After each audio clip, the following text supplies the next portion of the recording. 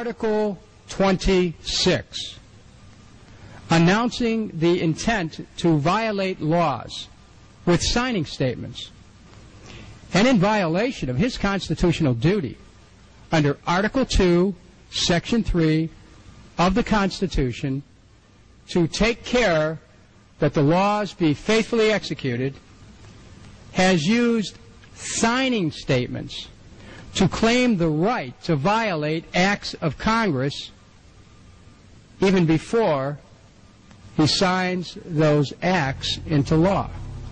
Same analysis would apply to Obama, and a fortiori because he taught constitutional law. He knows better. He's a lawyer licensed to practice law, who, as I am, who took an oath when he was licensed to uphold the Constitution and laws of the United States of America.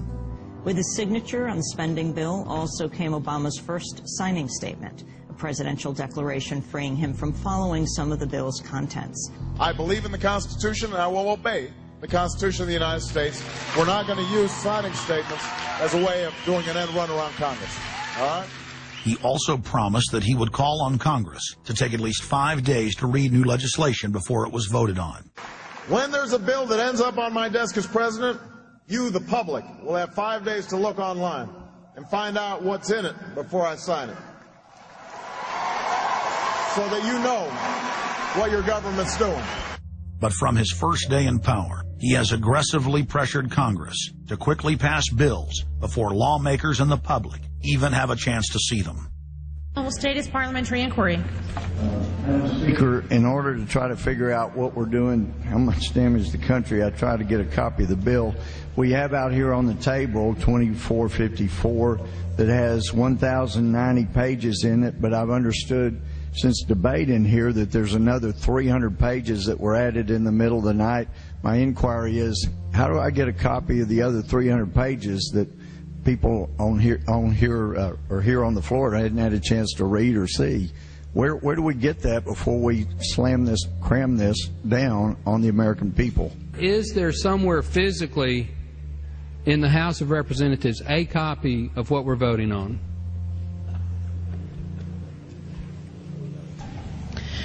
The gentleman has not stated a parliamentary inquiry that the chair can answer. Mr. Speaker, I have to say that I am outraged. Here we are getting ready to vote on a piece of legislation, and we haven't even seen 300 pieces of this legislation. No one can even find the bill or even knows where it's at. Obama swore that he would never put lobbyists or donors in his administration. Treasury Secretary Timothy Geithner appointed Mark Patterson, and this is a former top lobbyist for Goldman Sachs, as his chief of staff. And then last week there was a lot of buzz over William Lynn. He was appointed to the #2 position at the Defense Department. William Lynn, also a former top lobbyist for Raytheon, which is one of the 5 largest defense contractors. He has now broken all previous records by cramming his administration full of contributors and lobbyists who openly write legislation being proposed by the White House. There's a good reason Obama doesn't want to give the people or Congress any time to read the bills. I'm still needing a copy of the other 300 mysterious pages that we don't get to see here. Shortly after the 2008 election, Vice President Joe Biden confided to top supporters that it was essential that their program be implemented at lightning speed. Because their agenda was so unpopular, they knew Obama would lose support quickly. Obama's handlers were in a race to pass a raft of legislation before the people discovered that Obama was just a slicker, updated version of previous puppets.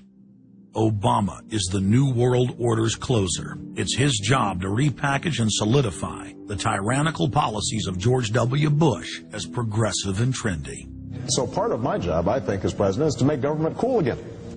Chris Hedges, author of Empire of Illusion, explained it succinctly. President Obama does one thing, and brand Obama gets you to believe another. This is the essence of successful advertising. You buy or do what the advertiser wants because of how they make you feel. Through Obama, the global establishment are now putting their entire program into high gear.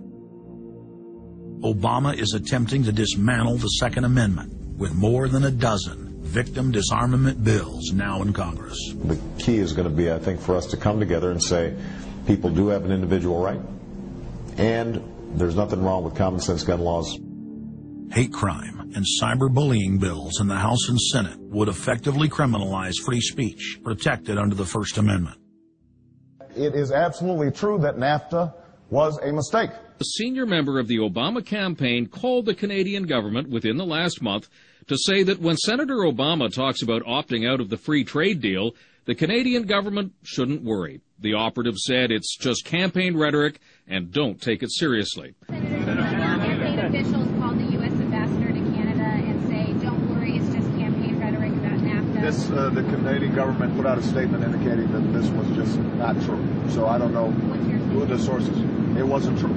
Amid all of the denials, sources at the highest level of the Canadian government who first confirmed that a call was made, late this afternoon reconfirmed that a call was made.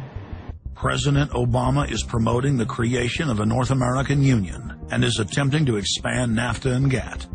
President Obama is pushing nation-ending blanket amnesty for more than 20 million foreign aliens living illegally inside the United States.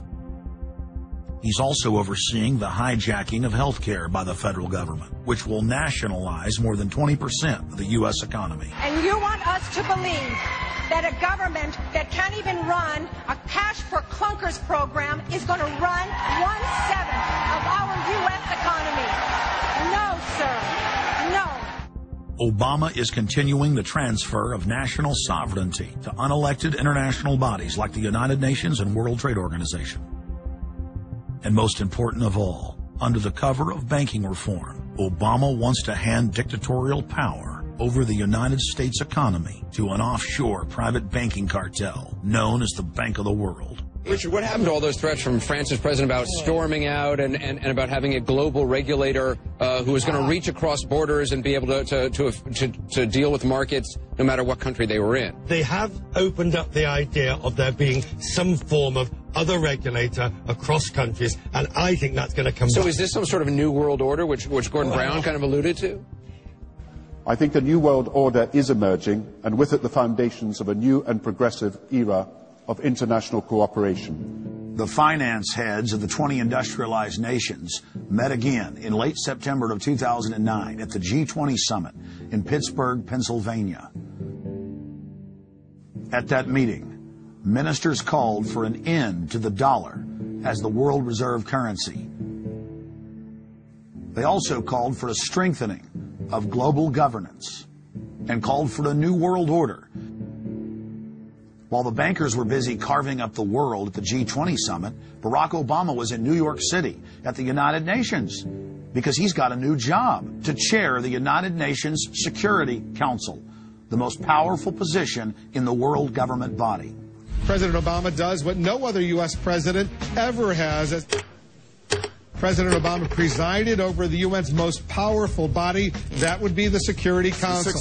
6,191st meeting of the Security Council. For a couple of hours, you could say Mr. Obama was president of the world. It is the story of a world that understands that no difference or division is worth destroying all that we have built. In my own country, it has brought Democrats and Republican leaders together. Leaders like George Shultz, Bill Perry, Henry Kissinger, and Sam Nunn, who are with us here today. Barack Obama is the first president to hold two posts simultaneously. And there's a good reason for that. It's illegal. Article 1, Section 9 of the Constitution forbids any U.S. president from serving any foreign government or institution. He swears an oath to protect and defend the Constitution of the United States. But now Barack Obama has sworn allegiance to the global government and the United Nations that he heads up. Let that sink in real good. Barack Obama now heads the United Nations Security Council. You cannot serve two masters, and Obama isn't. He's selling out the last vestiges of sovereignty that this country had. This, ladies and gentlemen, is the destruction of our nation, and it's also high treason. Obama's lies are obvious and out in the open. He hides in plain sight. And from the moment he took office, his lies have only increased. despite the fact that his ratings have dramatically dropped since Election Day, from the mid-80s to the low 40s. A large portion of Americans still gullibly hang on his every word. It is bringing entertainment to thousands of people. Through its magic, we are able to enjoy a combination of the radio, motion pictures, and the stage, right in the comfort of our own homes, simply by pushing a button and turning a dial. These cells with their electrical charges are scanned by a stream of electrons, completing 30 pictures a second. Compare that crude picture with these of today, and you can judge for yourself how far along the road to perfection television has traveled.